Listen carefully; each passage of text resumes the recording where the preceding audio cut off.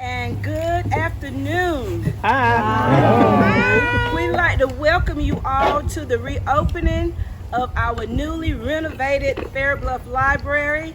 On behalf of the library board members, we extend this welcome to you. If you are here, members, I ask that you please stand and just give us a nice little wave. Our Fair Bluff board members are Angela Edwards, Stuart Hayes, we have Alice Rose Connor, we have Hilda Small, we have Charles Elverton, we have yours truly, Clarice Faison, and former members are Inez Bullock and Mrs. Wanda Lennon Gerald. Again, we thank you all for being here. We thank the past patrons that have been here, and we encourage all of you to use our readily available resource that we now have here in our community.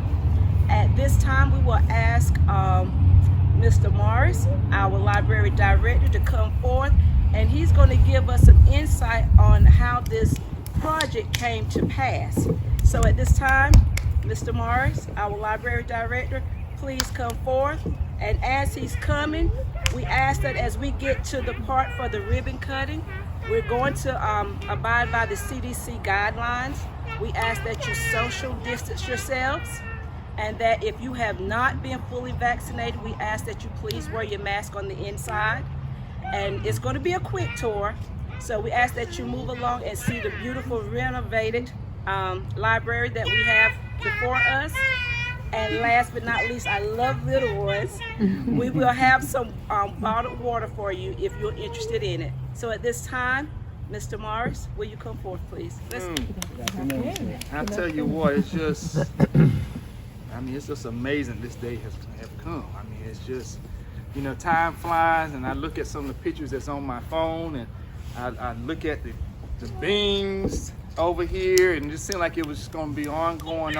It's just, I guess contractors just have a sense of pride when they see their finished work, and I just, it's just amazing. And it's just being here almost 20 years in February, this coming February, it's just amazing, the transition. And I always had pride and love for this community. I'm a Whiteville native. I went to Whiteville City Schools, but at the same time, I went to the county school. My mother taught at Chadron, so I have a passion and love for this community.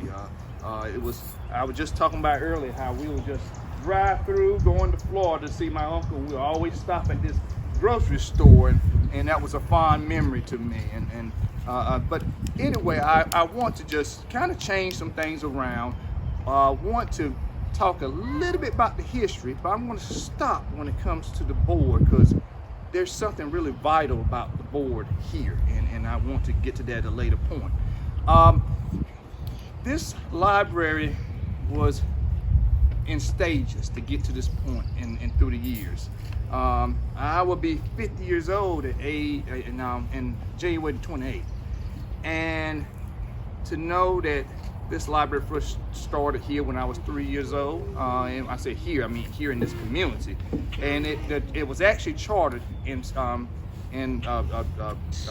February of '75, and of course in March they opened the library. A few years later, in 1979, they made this their permanent location. The Tucker family, they were instrumental as this was their house. And my understanding, it was a Sears and Roebuck house. So I know the little kids, that doesn't mean too much. They unloaded it off that railroad track. It was ordered and unloaded from the railroad track. But you could think, I could picture it coming through here, and they probably, I don't know if they did like Amazon, threw it off and just, but anyway, my wife sells paparazzi, so I want you to know, I FedEx and postal service, I know them well every day. But anyway, it's always amazed me that you can actually buy the materials you need to build a house, and that was done here. And I always admired this location.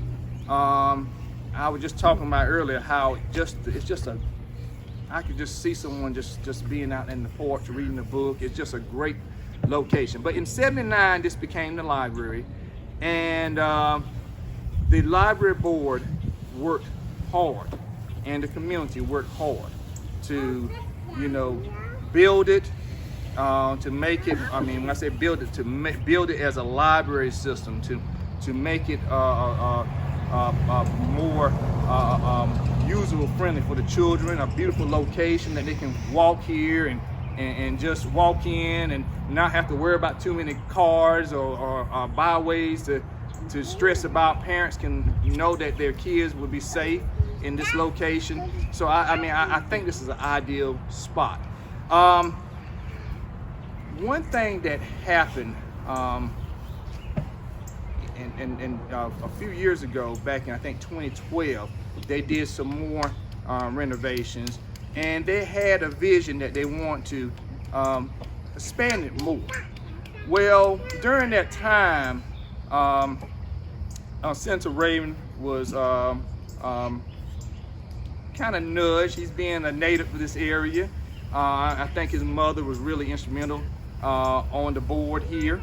My understanding was during the watermelon festival that there was a little small tour that he got, and I think it kind of touched him. What happened during that time, we had a kind of down period where the board wasn't as active as what they've always been. It's always been a very strong board, and we lost some people. And at that time, the board was near depletion. I was over at a store and just stressing over, who could we think of to take over, the board, or even just help us. And something just hit me, and I turned around, and I knew this guy that I was real good friends with, getting out of his truck, walking to the post office. And I've been knowing his wife since I've been in this job with Smart Start. We've been good friends. But I saw him and that's the guy. David, this is the guy. So I spoke to him, and part of me said, hey, look, he got too many things on his plate. He's not going to do it. And he did. So Senator Raven worked, and he was a champion on getting $50,000. So David's plans was geared around $50,000. Now let me back up. He had to pretty much re-engineer and create the board again. So he did that, and the $50,000 came in. He had one idea, then $100,000 came in. Then he had to change his $50,000 ideas and make it larger, and then 50 more thousand came in. So it was, I guess he had a pencil and he was just erasing and changing, and he really has a real good vision, and we tried our best to carry that on.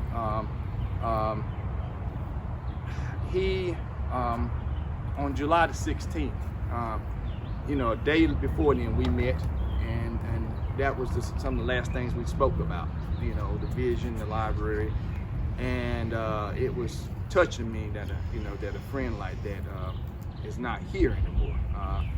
My dad passed 4 years before then, and it's one of them things you never get over. But his spirit, his energy, that never see him upset, never mad. I didn't see that. Always talked about music, his love for music, for his choir.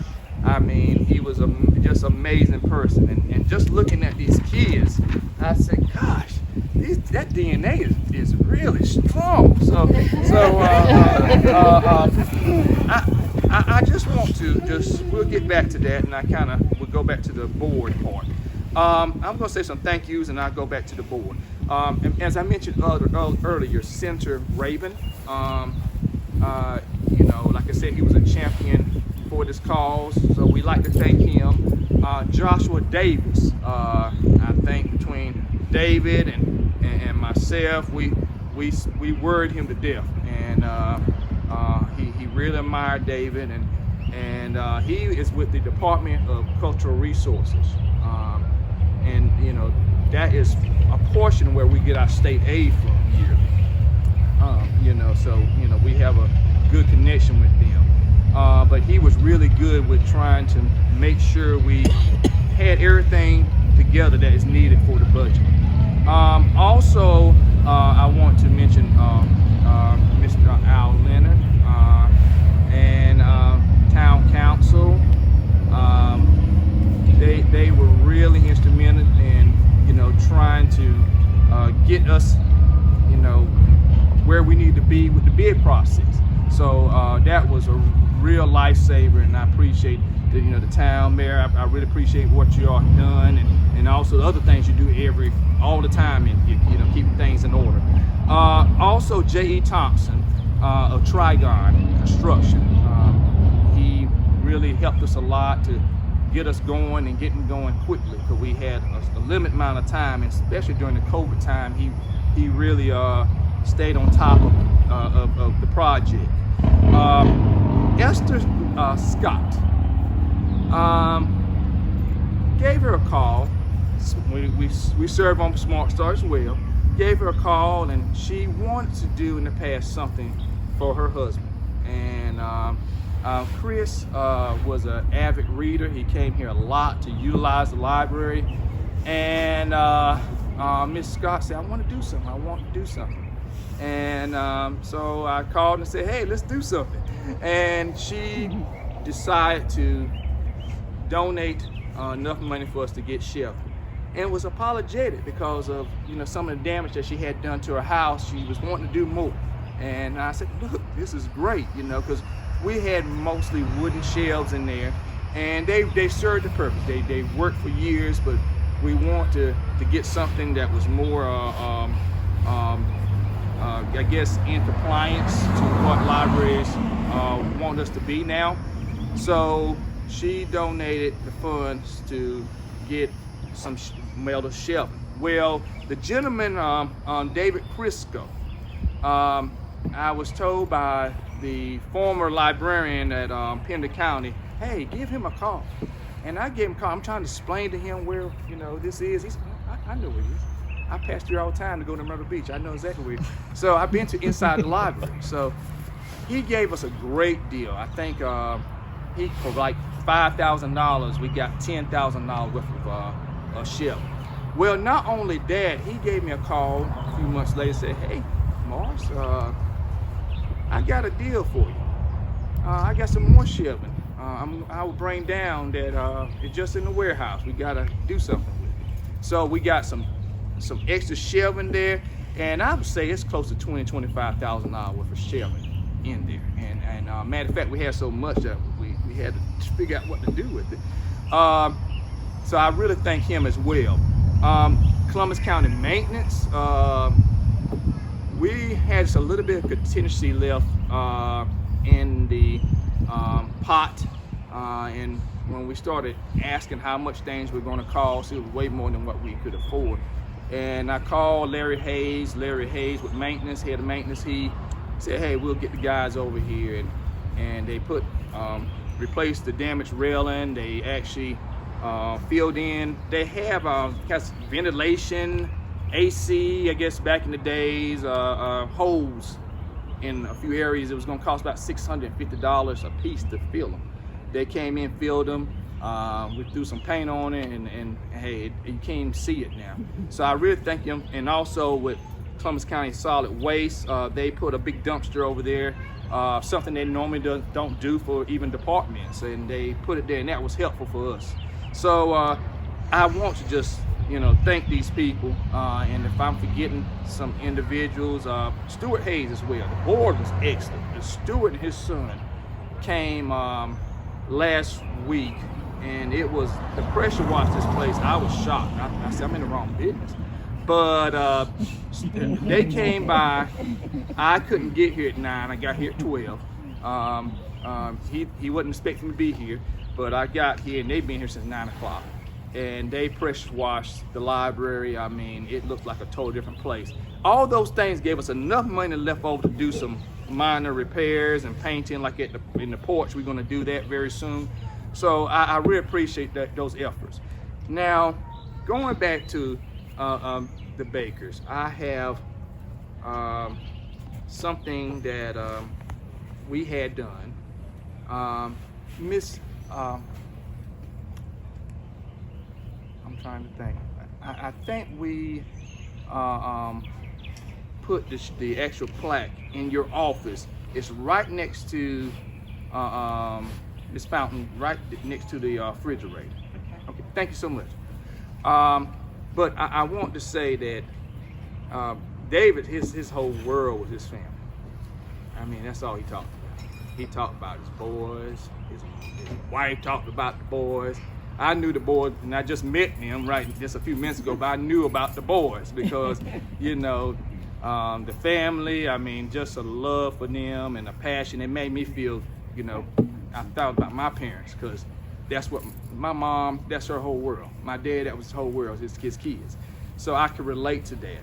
And I just want to, you know, say that, you know, the county library system, the library board, we felt that it was appropriate to at least give a small token of all the hard work, the effort, the vision, everything that he has done to keep this library afloat.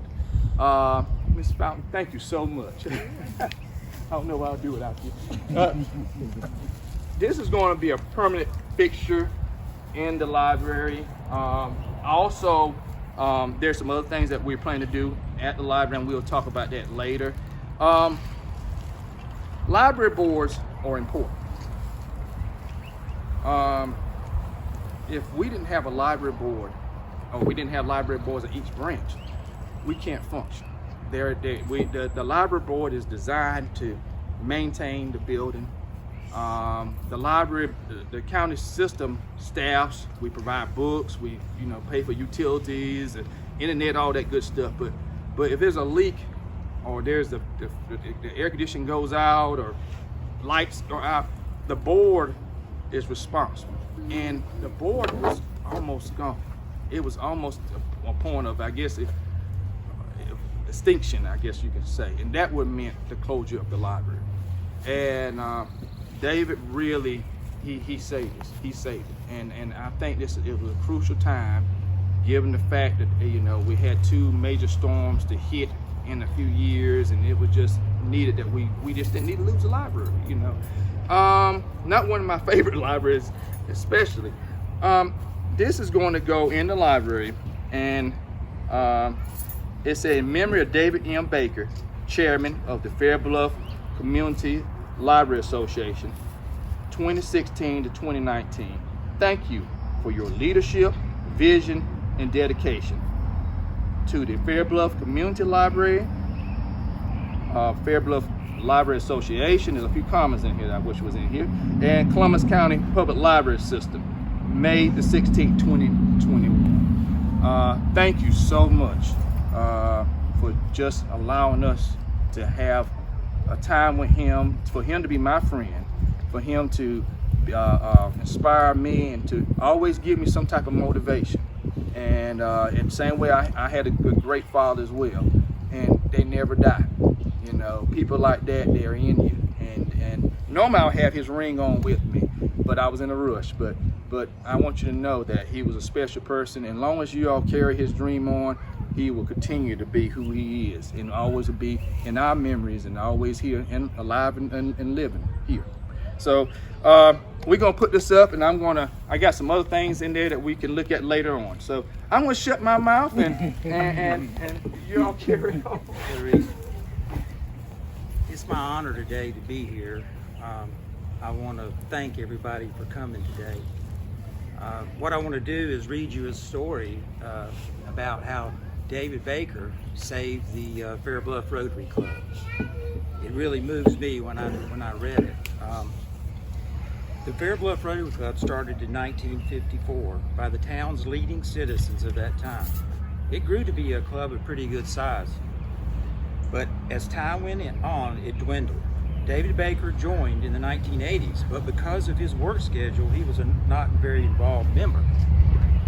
Remember how Morris told you about Dave saved the library by restarting the board of directors and leading them? Well, he did the same thing for the Fair Bluff Rotary Club. One evening in 2004, Mr. Stacy King called David and told him that there were only 5 members of the Rotary Club left, and that no one would take the role of president. They were going to lose their charter and no longer exist. Kathy told David not to do it. She told him that they were trying to give him a sinking ship. So David's response was, but if I take it, it won't sink. So, and in the 15 years after he took over, and until his death, our little ship did not sink, not on his watch. He took on tasks that Stacy asked. That the 5 remaining members ended up being 3. David, Alex Powell, and Randy Britt. David went on to build our club to 17 members at one point. He led our little club to receive an award from Rotary International, and David himself won the Service Above a Self award from the district.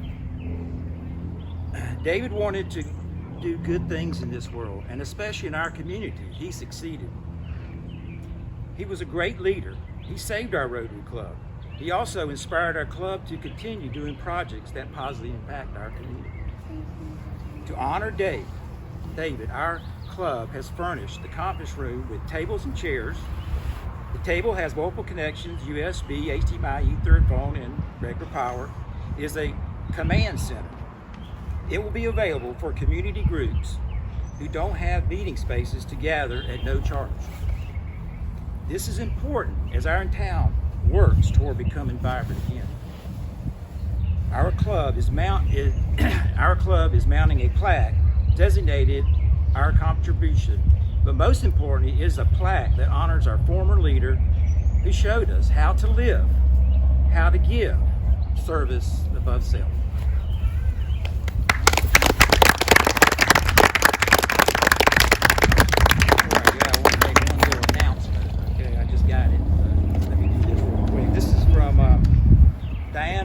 Snyder. She's the mission coordinator. And this is a meeting, a disaster preparedness event. It is going to be held June 5th from 10:30 to 12 p.m. at Building Bridges, 135 Rogers Street, Fair Bluff. I'm not familiar where that is, but I think most of you might be. They're going to talk about learn to prepare, sign up for alerts, free preparation supplies. So on June 5th, we would like you guys to participate and go to that. Thank you.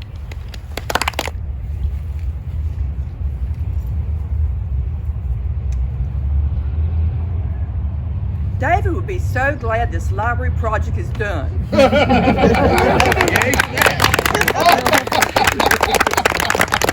worked long and hard on this project. He would also want to be, I'd like to reiterate, he always gave credit where credit was due. He appreciated those former board members who gave Senator Rabin that little tour. Appreciated Senator Rabin getting the legislature to appropriate money. He especially appreciated Joshua Davis from the North Carolina Department of Cultural Resources. As Mars said, David was a calm person. Little things went wrong. It wasn't went wrong. It was how do we fix it? He was always encouraged and rarely discouraged. He did get irritated by the local rumor mill. He had some naysayers, and he called Josh. Josh said, "It's not true. Rumor's not true. You're all good." And but he would be glad it's done. It's been a long time. I appreciate the board, and especially Morris. Morris has been very instrumental working with this community to get this project done during the pandemic. And I want to tell you, David never looked for recognition. But my family and I, we appreciate that you have recognized his efforts. He did not think he was a very smart man. He did not think he was an important man, or that he did important things, but he did. And we appreciate your acknowledging that. Thank you so much. Thank you to the Rotary Club. Thank you to the Library Board, both of them. And thank you guys for being here today. We appreciate it so much. Wow, this is nice. Really? No, I do. This is my library room. It's really modernized. Wow. Oh, man. Oh, you did a good one. This is beautiful. They did a great job.